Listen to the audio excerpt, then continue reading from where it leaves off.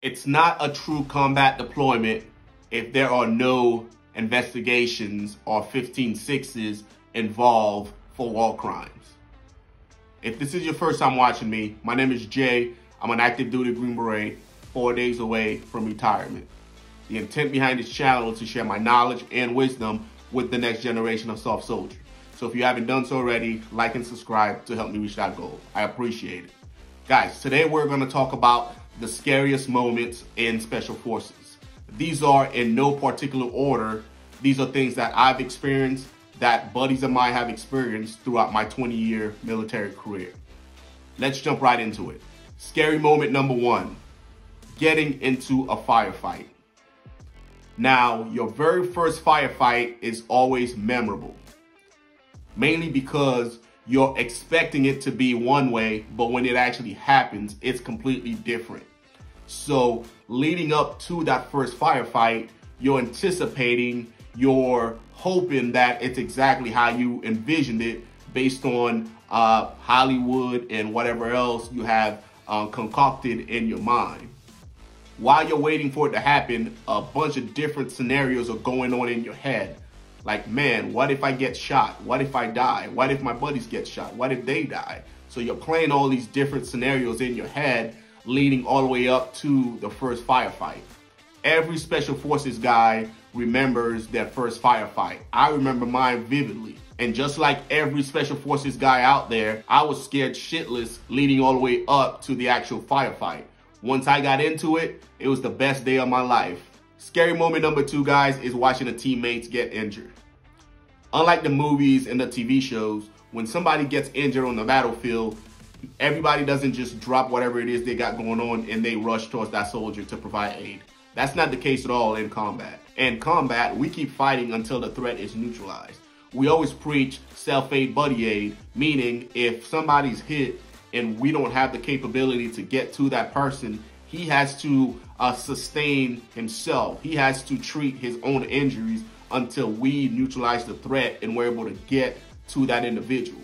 As a battle buddy or as a teammate, watching your buddy get shot and still having to pay attention to the fight in front of you and ignoring that guy is probably one of the scariest things that I've ever had to do. But it takes discipline, it takes courage to know that if I don't take care of this threat, then we're gonna have more than just one casualty. We're gonna have more than just one guy that's hit, right? So I have to stay focused, I have to stay disciplined, and I have to stay lethal to take the fight to the enemy, get him down, secure the area, and then provide aid. Even though I know what needs to be done, it is still one of the scariest things that I've ever had to do in my military career. Because while you're fighting, you don't know the status of that guy.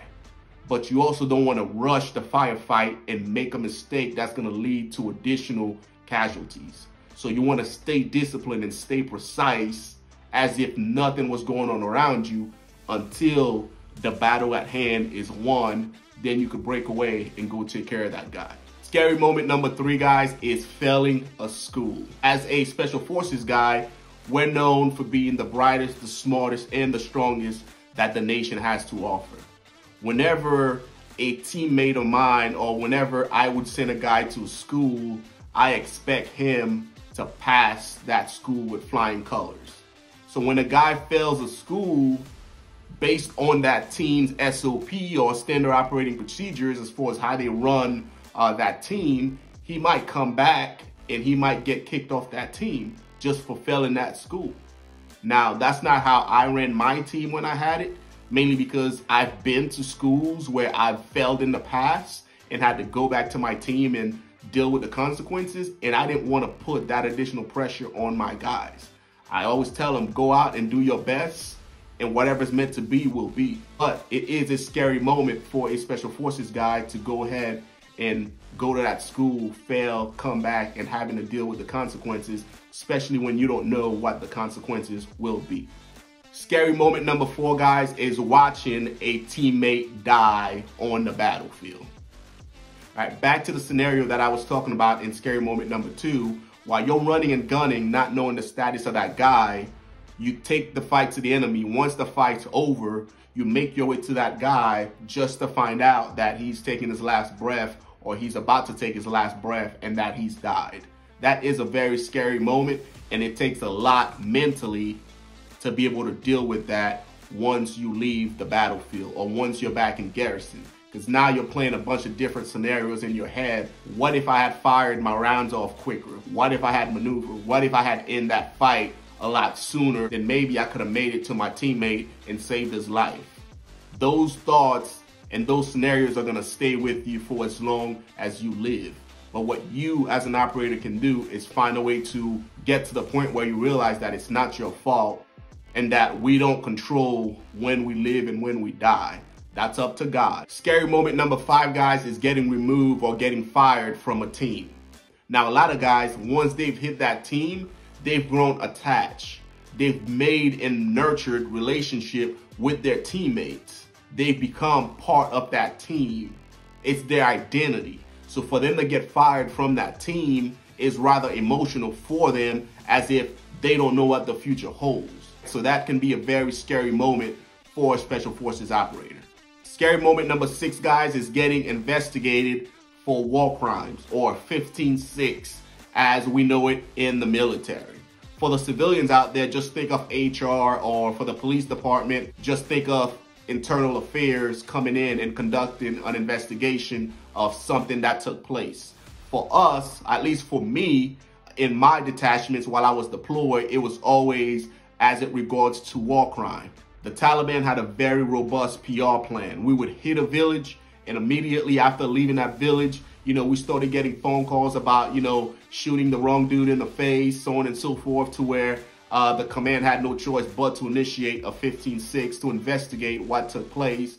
And then once we were clear, we would go back out and do it all over again. During that investigation, we got to walk through every shot. We got to walk through every house that we cleared and recall all of our actions, put it down on paper, and wait for the determination to be made. That can be a very scary moment in a Special Forces guy's career. Scary moment number 7, guys, is actually going to jail. Whether it's for some mischievous activities or you were found guilty of doing whatever, but going to jail as a Special Forces guy can be very scary because you're literally losing everything that you've worked so hard for. Scary moment number 8, guys, is leaving your actual team. Now, I dealt with this personally because at the end of 2015, after I done spent 6 or 7 years with one team, it was time for me to take a knee and go do something else. I actually left my team, went to Spec, and I did an instructor rotation over at the 18 Charlie Committee. That was very scary for me because leading up to that point, all I knew was the Special Forces ODA. All I knew was the team. So I didn't know what the schoolhouse held. So I was very nervous. And for the longest there, I would be at Spec, a different unit, and I found myself going back to the team room as if I was still on the team and hanging out and bullshitting with the guys. I didn't know how to let the team go. I did that for approximately 3 or 4 months before I sat myself down and had a conversation with myself and came to the realization that, hey man, you need to let this go. This is no longer your team room. The guys don't care if you come by and bullshit, but you need to let it go and move on. And eventually I did. But leading up to that point, guys, very scary moment. Scary moment number 9, guys, is delivering a casualty notification notice. Now, you always see the movies where, the guy's all dressed up, he's got the chaplain with him, and he's knocking on the door and he's delivering bad news. But until you've actually done it, you'll never know how it actually feels and how scary that can be. I've had the opportunity of being on one of those guys, and it is by far the hardest thing that I've ever had to do in my entire life. Moving on to number 10, guys, and that is leaving and retiring from Special Forces. A feeling that I will experience here in about 4 days. My intent is to do a live stream so I can say farewell to all the mentors and to all the folks that's guided me throughout my career. So make sure you tune in for that. But that is scary in the sense that you don't really know what the future holds, and you're literally leaving 20 years of your life behind and opening a new book and moving on to bigger and greater things. I'm fortunate to know where my next path leads me, but I know a lot of guys don't, and that can be a scary feeling for them. Guys, I wanted to share these scary moments with you because I want you to know what to expect once you get to the regiment. And I hope that this serves you in one way, shape, or form. If you've experienced some scary moment that I left out, please share in the comment section below. I appreciate you guys, and I'll see you guys in the next video. Take care.